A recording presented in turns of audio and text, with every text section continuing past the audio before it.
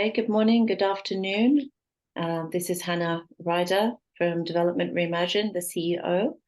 Welcome to this webinar. We're going to kick off in just 2 minutes. We'll just allow a few more attendees to join us. Just letting you know.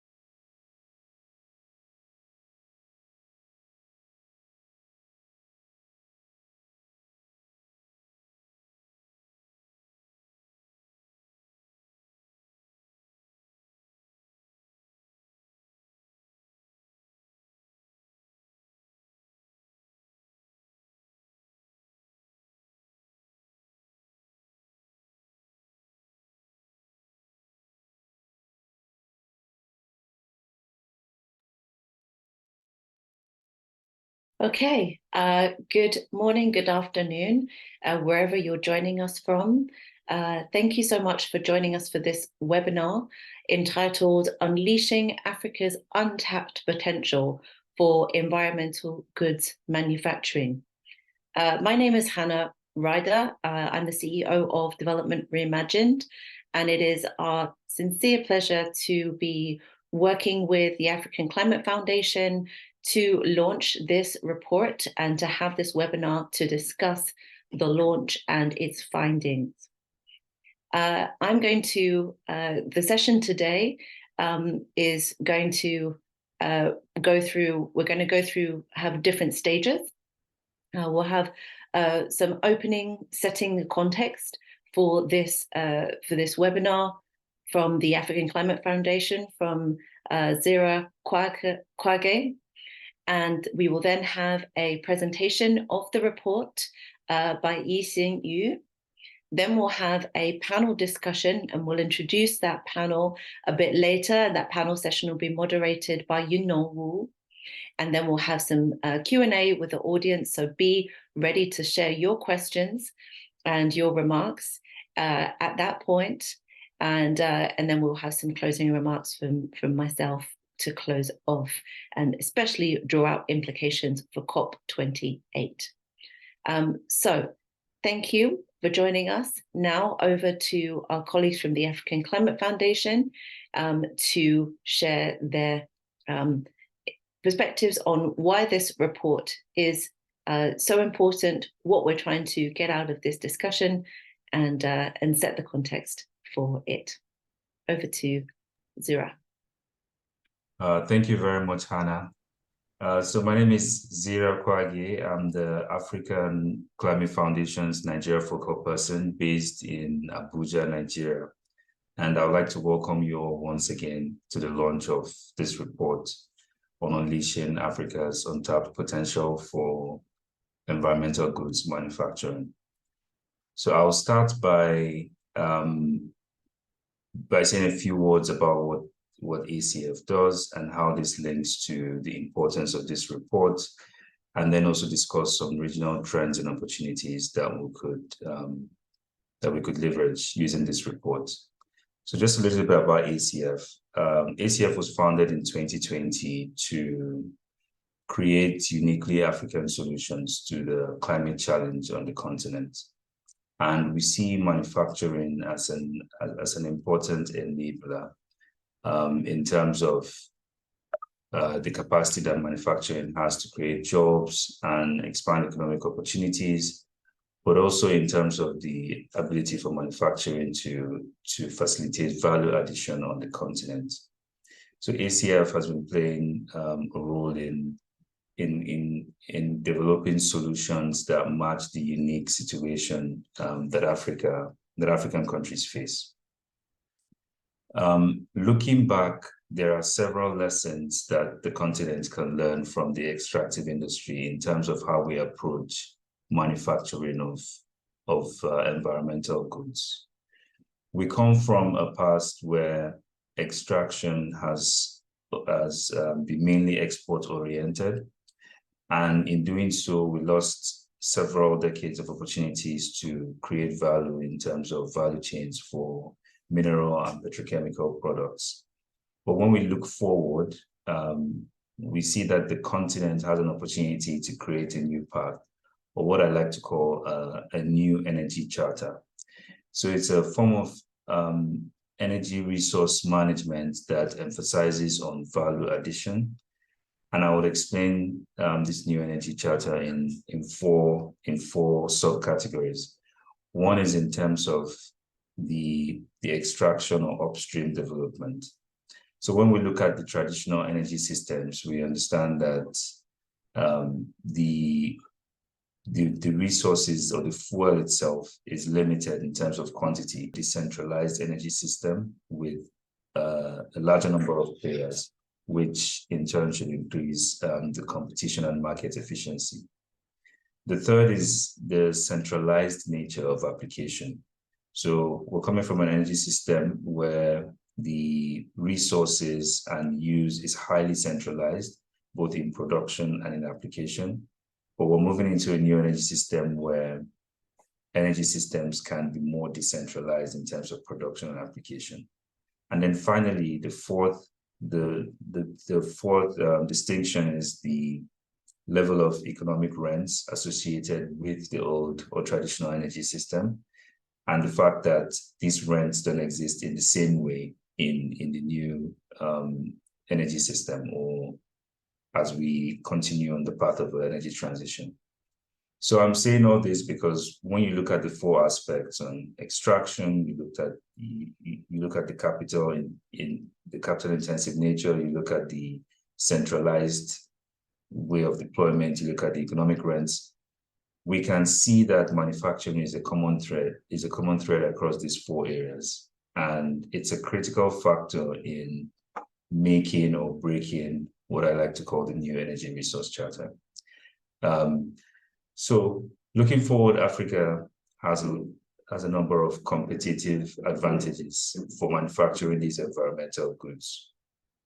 In terms of the renewable energy resource itself, so if we take solar as an example, Africa has the highest potential of any region in the world, not so much with wind, but that could also be because of the limited number of studies or assessments being done. The second major competitive advantage I will highlight is the market potential. Africa has fastest growing population of any region in the world. And we understand that while this population growth can strain resources and infrastructure, it also presents an opportunity to deploy human capital to expand manufacturing. The concluding point I would like to make is on how this report can be best applied and what we can do to take it from knowledge or studies into action. The report stated that there are a number of enabling policies already in place in Africa across the region, but the challenge has always been with implementation, and this is a long-standing problem.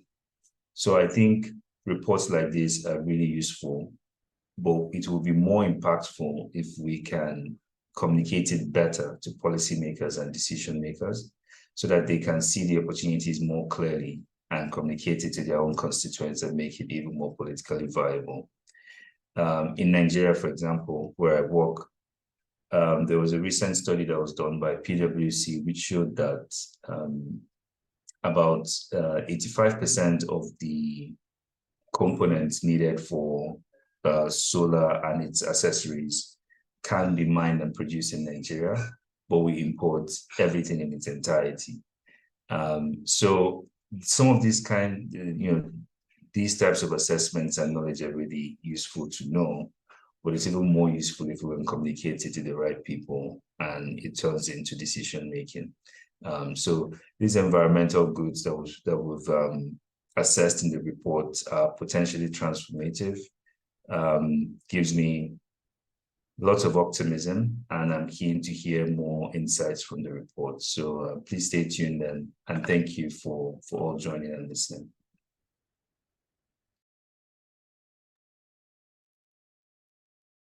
Thank you very much, Sarah, for opening and setting the context for our discussion today and for this report. I really liked your points about how what are we trying to effectively disrupt with environmental goods manufacturing? What potential does it have in terms of a disruption? But also then why? Why is it really plausible? And also, how do we then make it bring this into action? And I think that's going to be a really important point for our panelists. And I know you'll be staying for the panel as well to be exploring today. How do we take this into reality? So with much further ado, let me introduce Yixin Yu, who is the lead author for this report. She's from Development Reimagined, and she will be sharing the main outcomes and main findings of this report. Over to you, Yixin. Hi, everyone. Thank you, Hannah. Good morning, good afternoon, good evening, everyone. My name is Yixin, and I'm a Senior Policy Analyst at Development Reimagined. Just quickly check, everyone can see my PPT fine? Cool, thank you. So Development Reimagined is African-led international development consultancy headquartered in China with office in Kenya and the UK. It is my great pleasure to present here our findings from the report, Unleashing Africa's Untapped Potential for Environmental Goods Manufacturing. And I hope this short presentation can set up the floor for the panel discussion. Let's start.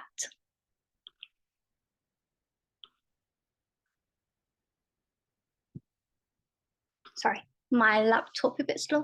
Well, what are environmental goods? If we define it broadly, environmental goods are products and technology that are designed to mitigate environmental impact and promote sustainability.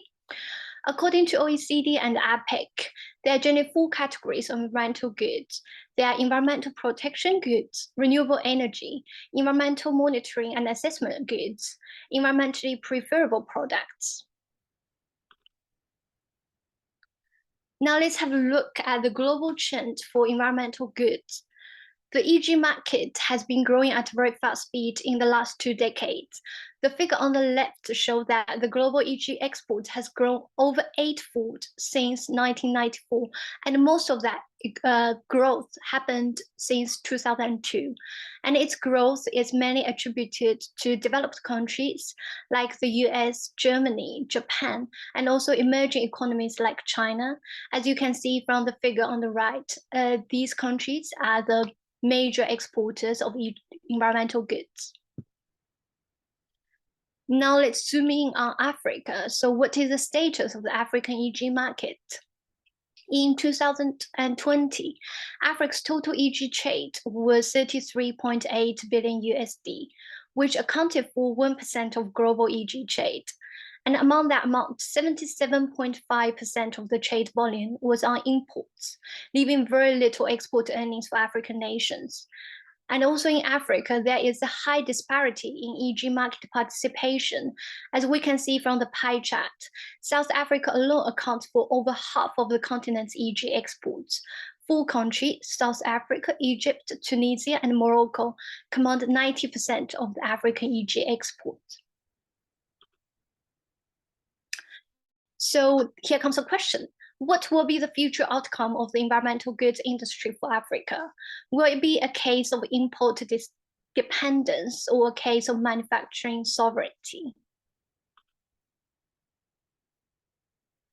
Now let's look at the current policies that support environmental goods sovereignty in Africa. Through analyzing policies and the strategies of continental, regional organizations and African nations, we found that at the continental and regional levels, there are broad policy guidelines on environmental goods manufacturing. such as the African Mining Vision and SADC's Green Economy Strategy and Action Plan. And at the national level, there are 40 countries with relevant EG development policies. And these policies can be grouped into 4 categories. And we'll have a closer look at these 4 categories.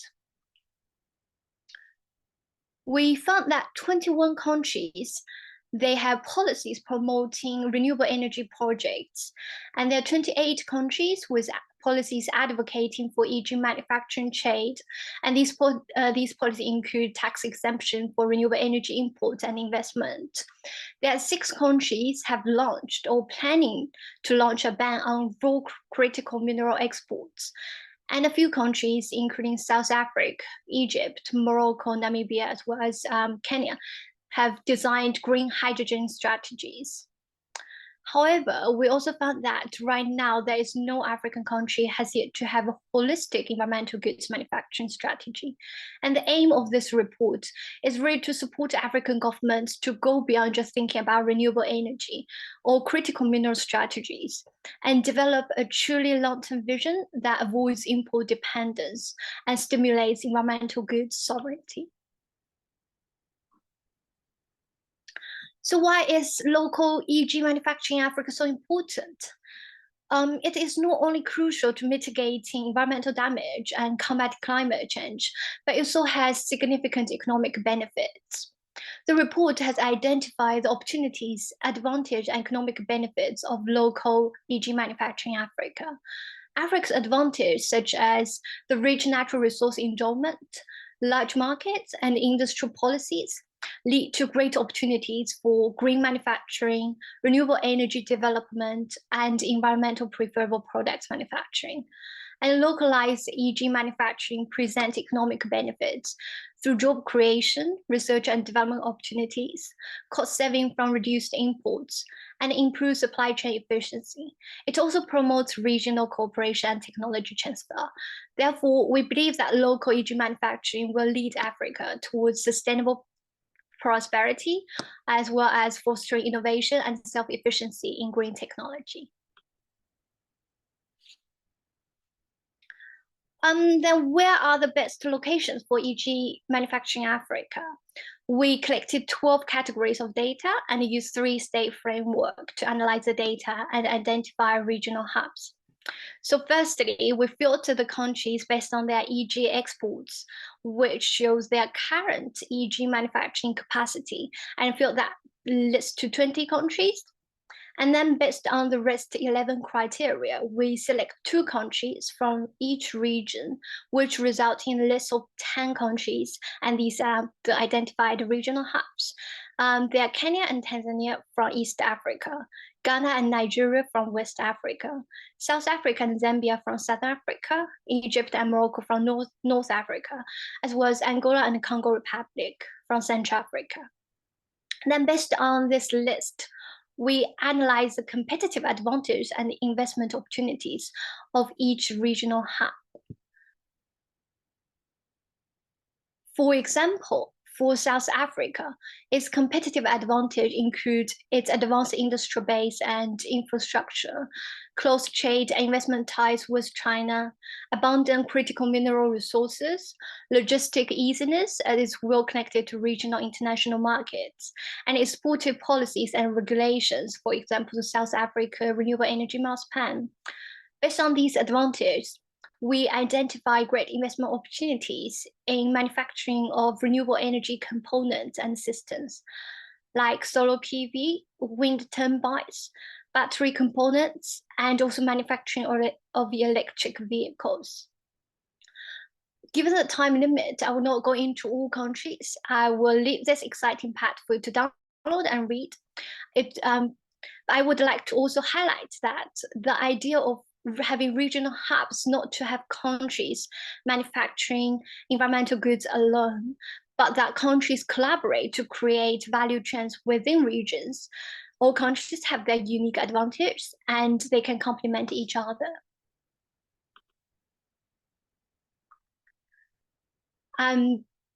We're also going to have a look at China's engagement in Africa's climate action. So following the 8th FOCAC, Forum on China-Africa Cooperation in 2021, and the announcement of the China-Africa Declaration on Combating Climate Change, China and Africa have escalated their climate engagement, with increasing Chinese private and public sector participation in Africa's clean energy transition and green development. We checked 54 Chinese projects since the 8th FOCAC, which happened at the end of 2021 until June 2023. So between this period, we checked 54 projects, and these projects primarily fall into the renewable energy sector, climate-friendly infrastructure, and clean technology, such as solar PV and electric vehicle industries. Nigeria and Kenya are the top 2 host countries of these Chinese climate action projects. And the front runners of these projects are energy-focused state-owned Chinese enterprises such as Power China. In terms of EG trade with China, on the figure on the left, we can see that Egypt, South Africa, and Nigeria are the 3 leading countries. These countries also fall into the 10 regional hubs that we identified. So how can Chinese investors and other developed partners take up the opportunities in local EG manufacturing in Africa? Based on interviews and analysis, the challenges for African countries to localize EG manufacturing include the absence of explicit environmental goods manufacturing strategies, inadequate infrastructure, limited technical capabilities, limited access and finance, as well as trade barriers. The report lists 6 recommendations for African nations to address these challenges, to unleash the potential, and to foster the creation of regional hubs. As you can see from the slide, the six recommendations are focused on value addition, financial support mechanisms, prioritize beneficial trade agreements, regional supply chain integration, infrastructure development, and skill development initiatives. To conclude, the prospects of environmental goods manufacturing on the African continent are undoubtedly vast and inspiring. It offers a viable pathway for Africa to pursue responsible industrialization while conserving the environment. However, this journey needs collaborations and actions. It requires substantial investment in the EG sector from both domestic and international investors. It requires global collaborations among governments, civil societies, investors, and communities. These collaborations and actions, we believe, will lead to transformations that benefit not only Africa, but also contribute to a globally shared future. So that comes to the end of my presentation. Please, if you would like to download the report, please scan the QR code. And thank you for your time. I'm going to hand over back to Hannah. Thank you.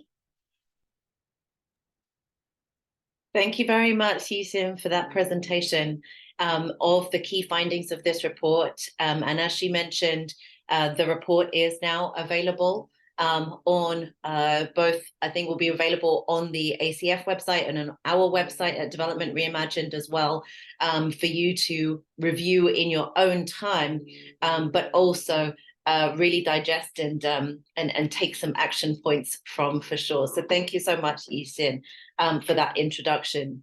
There are a few figures that really jumped out at me, I have to say. The 1% of global environmental goods trade, it feels very similar to many other numbers that we have whenever we talk about Africa. Always such a small share, very much marginalized. But here we have a new opportunity for an emerging market to do something different. The idea that African governments spent 27 billion worth on environmental goods imports also really jumped out at me.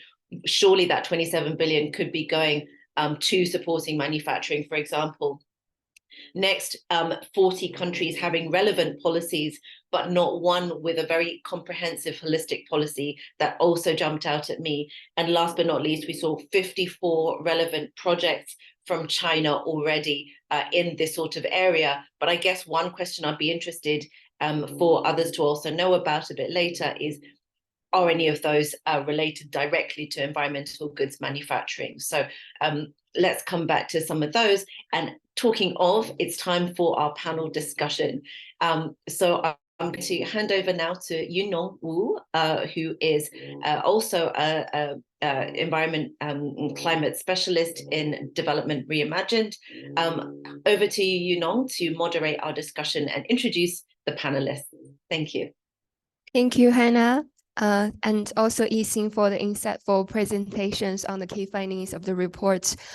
This is Yunong speaking from Johannesburg. And it's my pleasure being also one of the contributing authors to this report. So today, as we all know, it's the African Industrialization Day.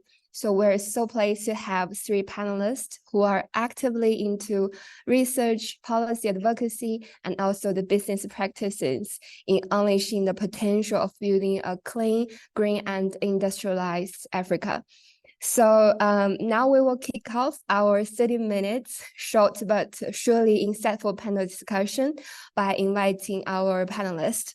As of time, I wanted to maybe our panelists can start from a brief self-introductions, and then we would like to know your standings in the big pictures, like how would you assess the current state of environment goods manufacturing in Africa?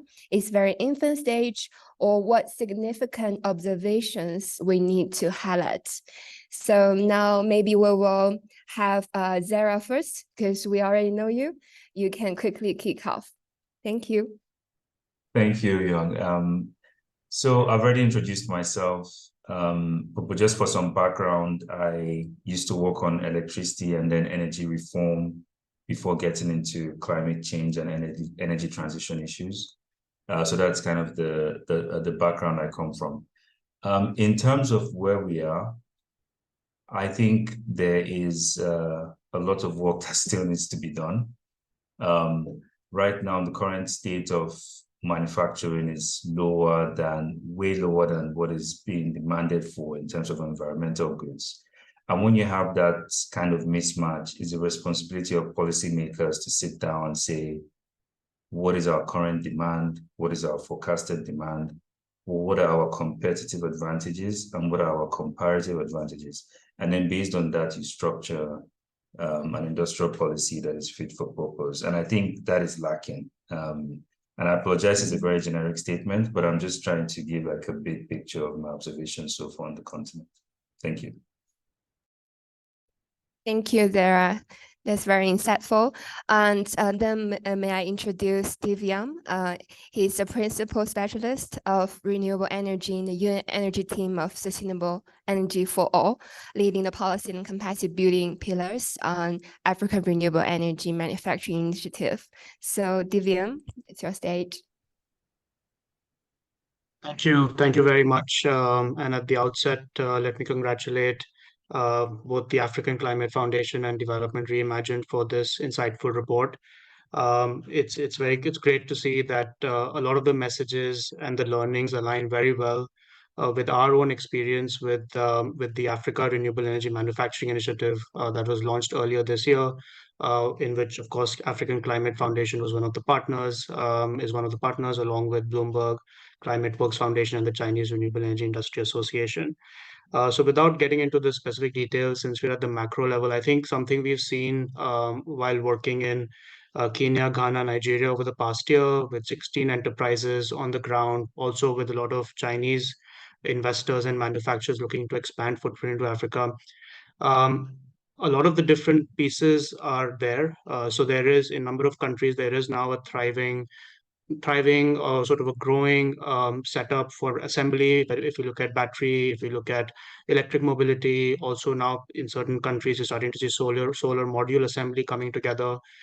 So a lot of the different pieces are coming together from the private sector side. But as Zira mentioned, what is really required is sort of a more holistic approach that not just looks at the broad mix of industrial policy interventions that are needed on the demand side, the supply side, but also on the education, training, capacity building, on the access to financing side, And then finally, really looking at more on the B2B side. So how exactly do we sort of support and strengthen the South-South cooperation so that not everybody goes through the same learning curve and sort of makes the same mistakes, but how do we learn from each other and sort of build the capacity regionally and nationally so we create those jobs and those local value chains and value addition. So I'll pause here, but I see great opportunity and looking forward to discussing how we make it actually happen.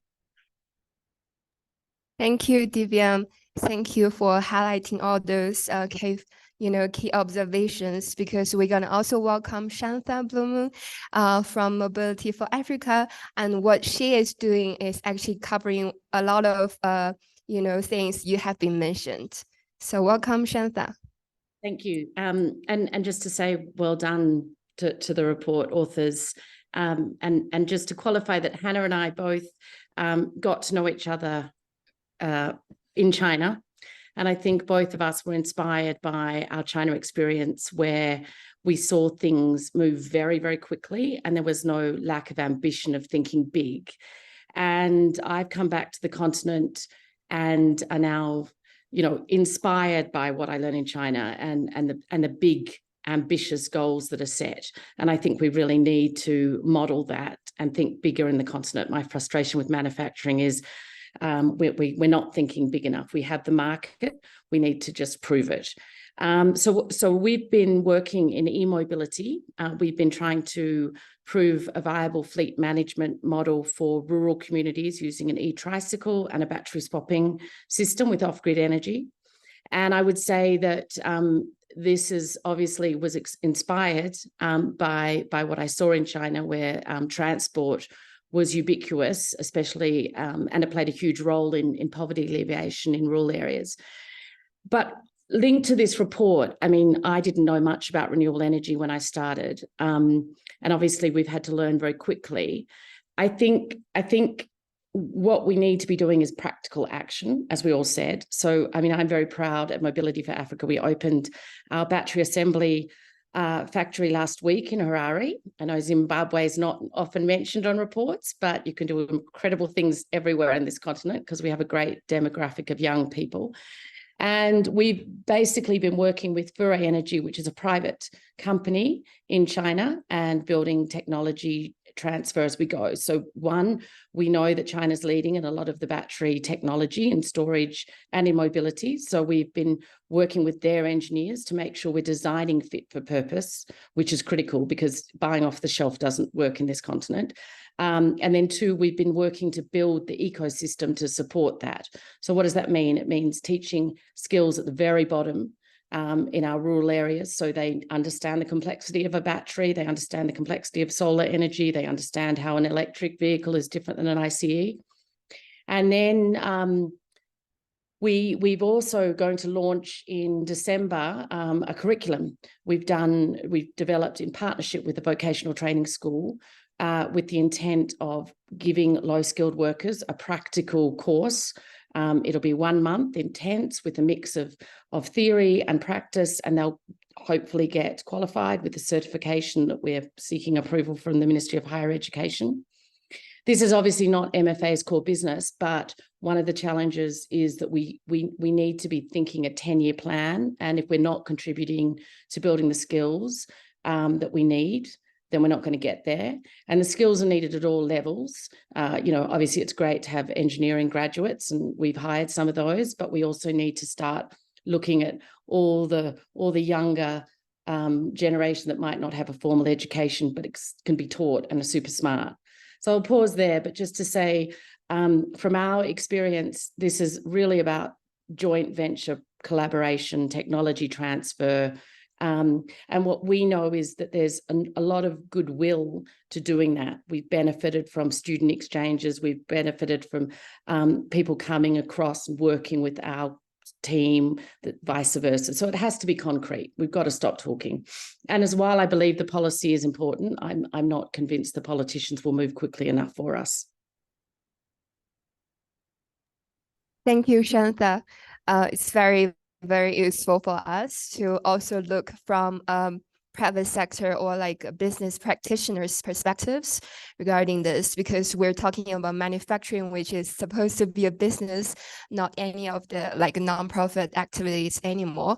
So the next question to all our panelists, but maybe we can start from Shensa again, because you guys already stepped into the battery and renewable energy. So we would like to know, like, for your point of view, what's the most crucial environment goods in the African nation that we need to prioritize in the manufacturing efforts? And then meanwhile, we would like to know more for what's the competitive edges when we're developing this manufacturing in Africa, and what's the challenges? Actually, which Shensa already mentioned about skill buildings or even like financing.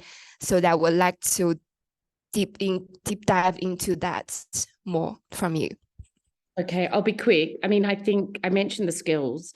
I mean, the problem is we're a startup. Well, we're 5 years old, but we're still some days struggling. I think the big thing is we don't have R&D financing.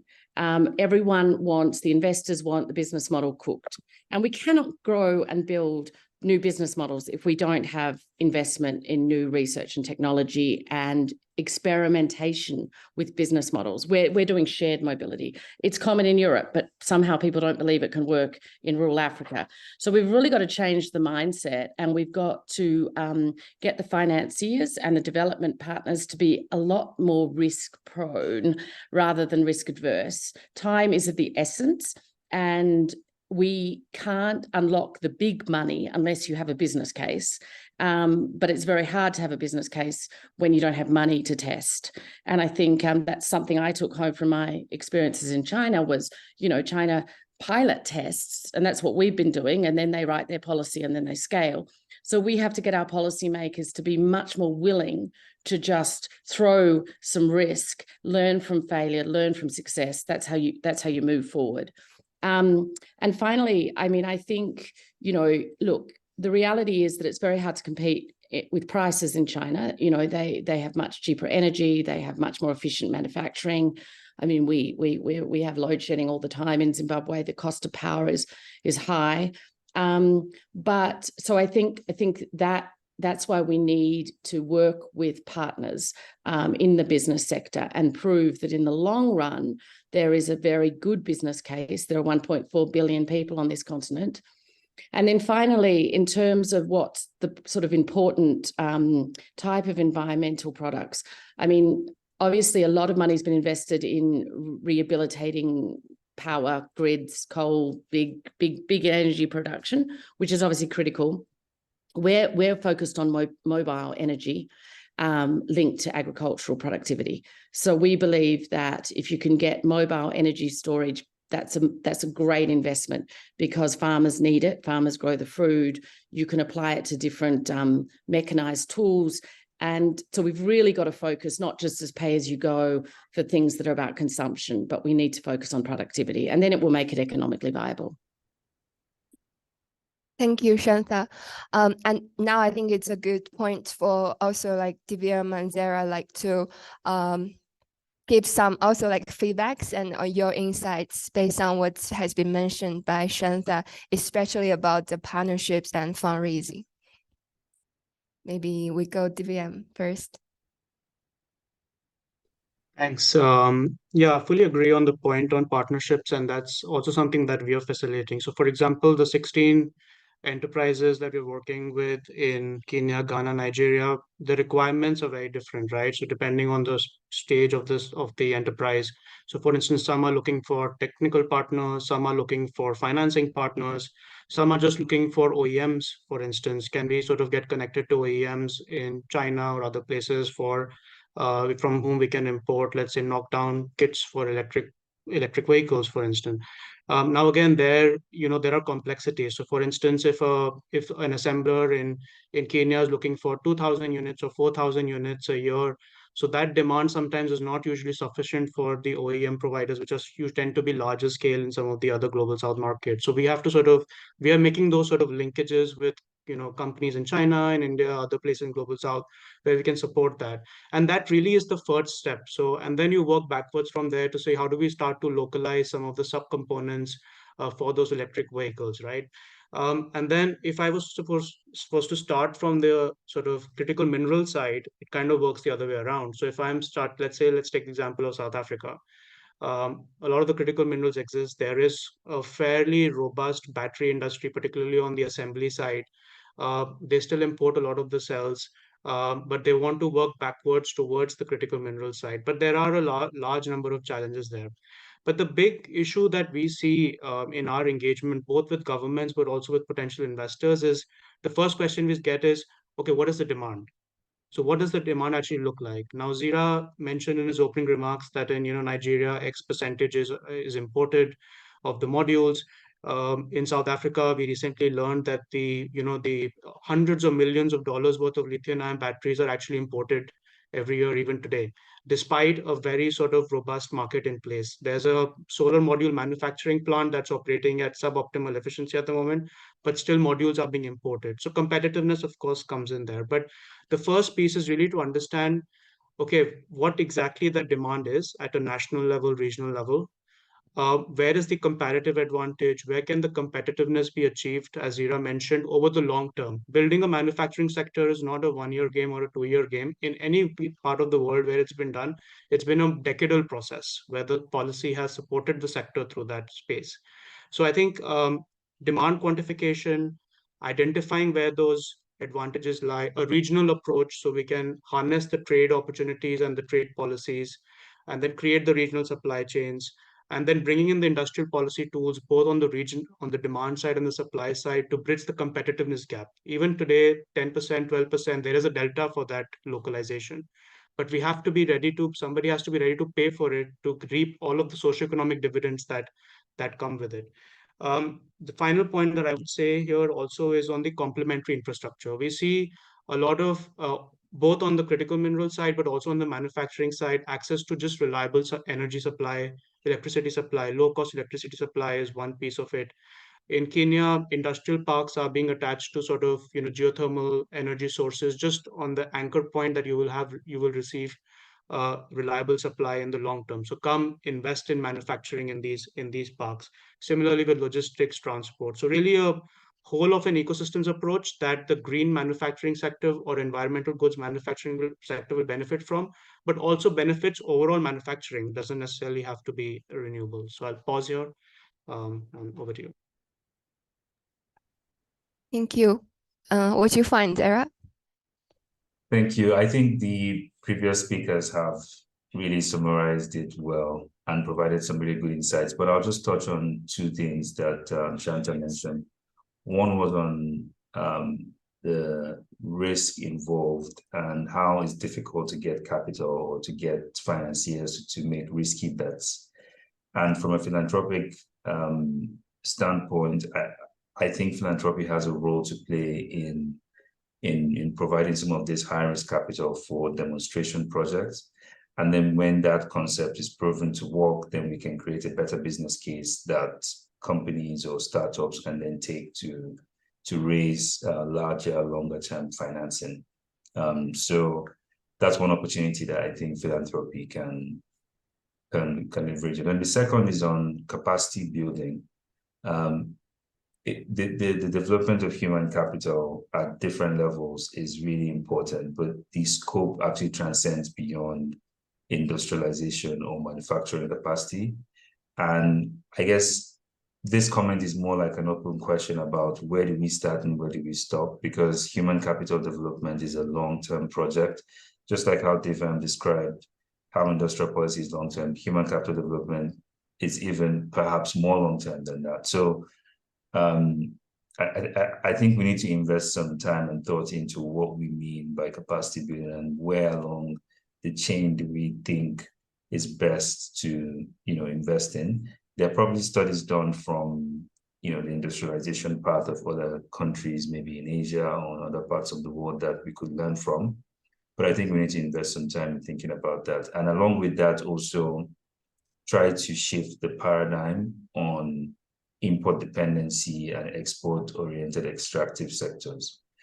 Because even when we talk about capacity building, we use the word technology transfer a lot.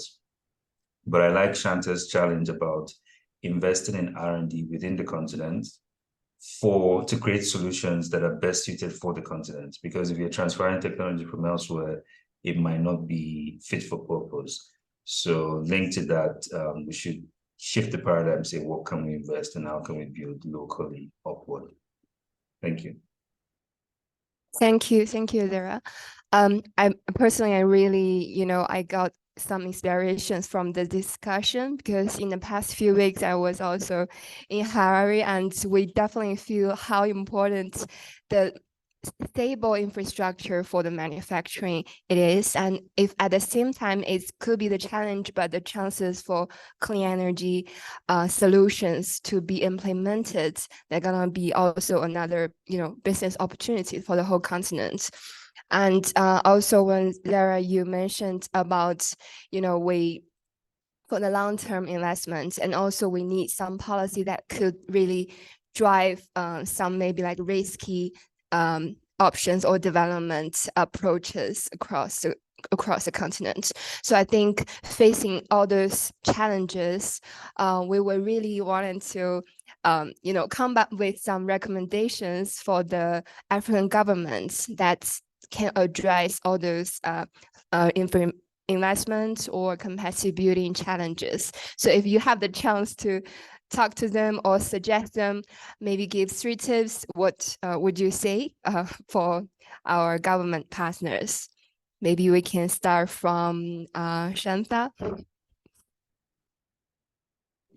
Oh, I'm very loud these days. I've left the UN. I don't have to be diplomatic anymore. So it's, I would say, I mean, I'm, as I said, my frustration is there isn't the sense of urgency.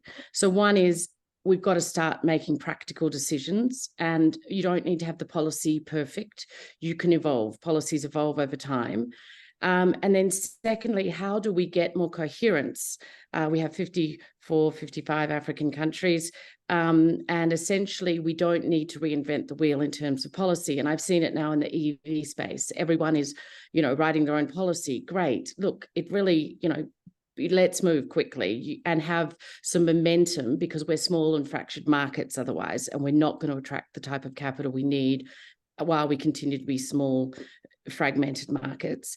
I would say we need, and then thirdly, we really need to think about domestic resources and how we really get sustainability.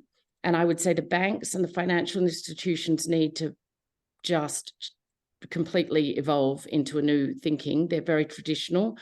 We can't even get a line of working capital in Zim. So it's very, very difficult for business people. And if we're always looking externally, then we're always going to be dependent on the rules that come with being dependent on international financing, and especially when we have currency devaluation and all the rest. So I think we need to be much more coherent and aggressive in pursuing the renewable energy policy. One of the downsides is, while there's a lot being imported, we know that there's a lot of quality issues happening at the moment. I know that from Zimbabwe. We're going to have a backlash in a way, because people are going to think they're buying something for the long term, and then it doesn't last more than a year, and there's nowhere to locally repair it. And secondly, we're going to have a lot of toxic waste.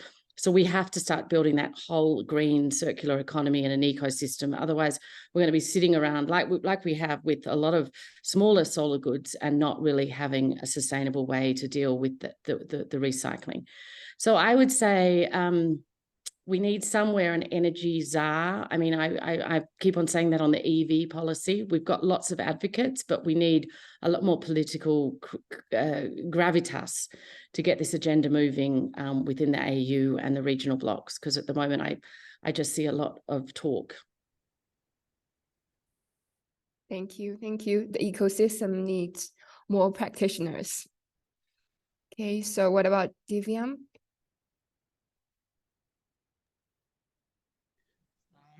No, my wish list is more or less the same as Shanta's. I think I would just say I think the voice has grown stronger from African countries in terms of demanding a paradigm shift. So looking at the energy transition and saying we cannot have the same winners and losers again.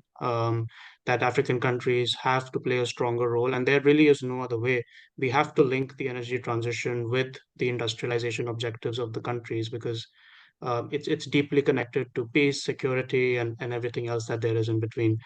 I think a stronger voice, yes, a more vocal voice, and a lot of countries have started to take that position in terms of, saying, okay, banning raw material exports, etc. But those have to be then accompanied, as Shanta mentioned, by a regional approach. You need to have standards and certification approaches in place. We need to have a sort of understanding of what that regional supply chain looks like. How do the critical minerals flow? Who does what? How do we invest in manufacturing capacities in different parts of the continent?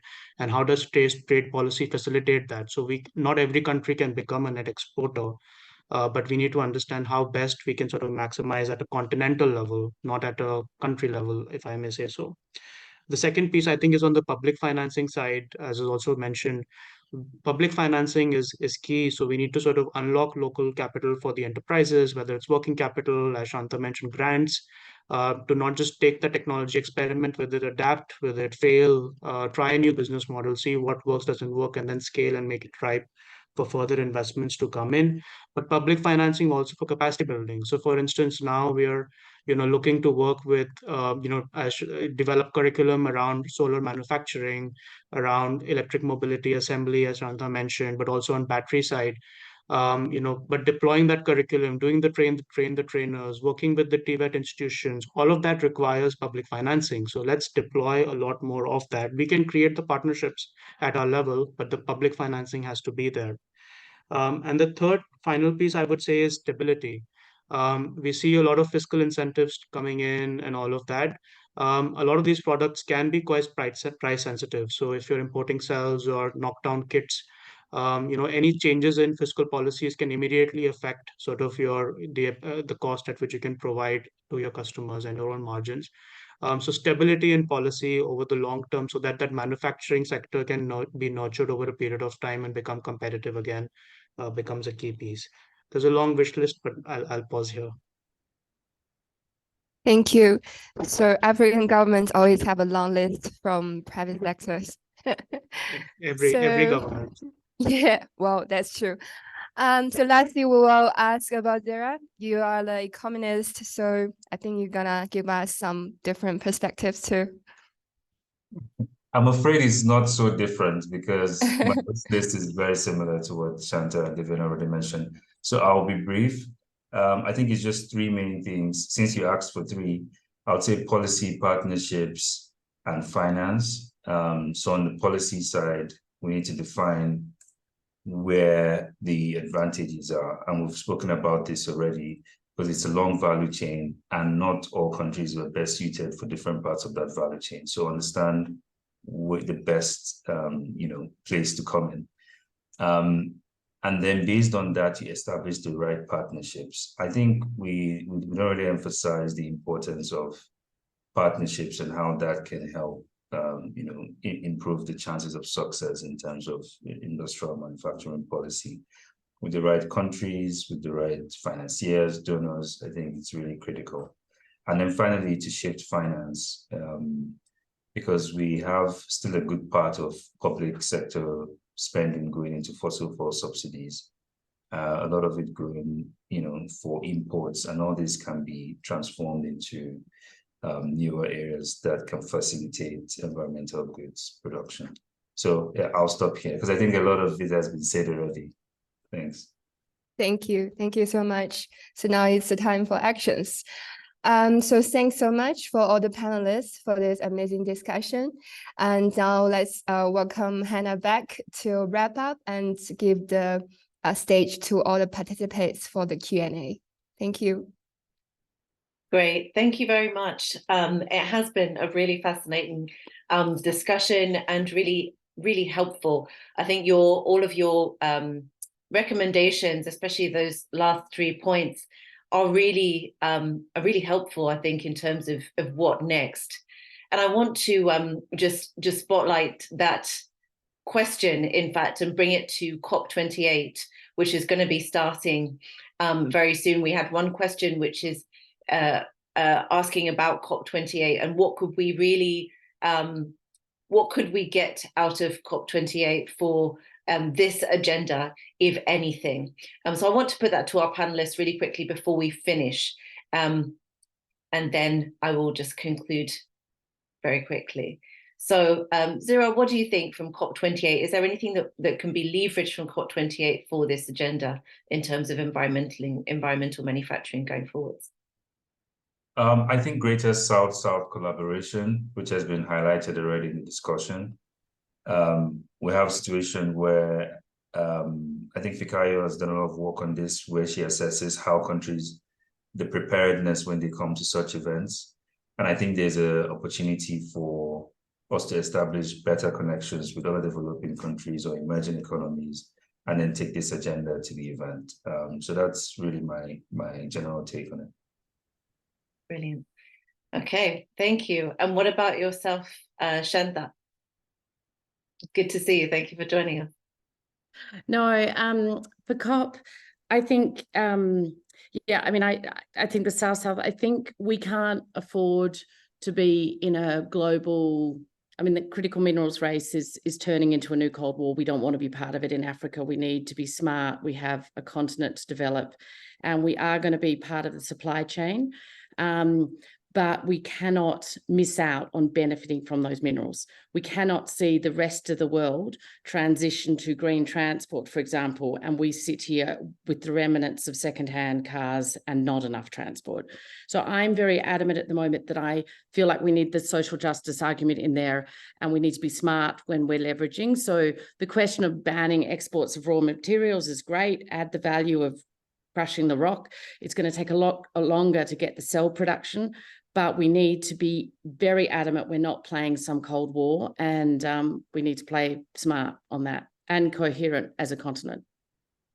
Smart strategy at COP28. And last but not least, Divyam, your thoughts on COP28? No, just building on top of that, I think coming out of the COP28 process and all that comes out of it in terms of financing and commitments, I think our KPIs have to shift from, mitigated emissions or number of electric vehicles deployed or megawatts deployed, and has to be much more value oriented. So we can deploy the same number of megawatts to achieve net zero, and have, all of the value in some part of the world, or we can have a more equitable distribution of those benefits, which will require a much stronger and longer term efforts in terms of the building those value chains. So really changing the KPIs and really putting the emphasis on the value creation piece of it and the equitable benefit sharing, moving to 2030 and 2050, and how we put in those systems in place to make sure we are on track. Okay, thank you. That's very helpful. And I think that your overall points, dear panelists, of really kind of trying to get these messages out around the equity, the urgency behind it, and to be doing this now. I think it's been a very useful discussion. We hope that this report, our aim for this report and our collaboration with the Africa Climate Foundation was really to try to kickstart this process on environmental goods manufacturing, by not just setting out the case for it, but also, for example, identifying the regional hubs, really identifying where these opportunities are, both for the goods themselves, but also for countries. And I think our next steps will not only be to continue to share these messages at COP28 and what the panelists have suggested, that we share that sense of urgency, that sense of let's be coherent, stable, and aggressive. I think we heard. Let's do all of those things, and do those now. We'll keep sharing those, and I think in 2020 it sets us up also very well for doing some more very practical actions to encourage investors from across the world, including China, to invest in environmental goods manufacturing. And we look forward to doing that in collaboration, not only with the African Climate Foundation, but many other partners, Sustainable Energy for All, and really making sure that at the private sector level, at the business level, that this becomes something really real and eventually supports citizens across the African continent. So thank you very much. Thank you to everybody involved. Thank you, the Development Reimagined team as well for all your work on the report, and Africa Climate Foundation for your support, and to our lovely audience, thank you for joining us today. See you Thank you, next. everyone. Thank you. Thank you, guys.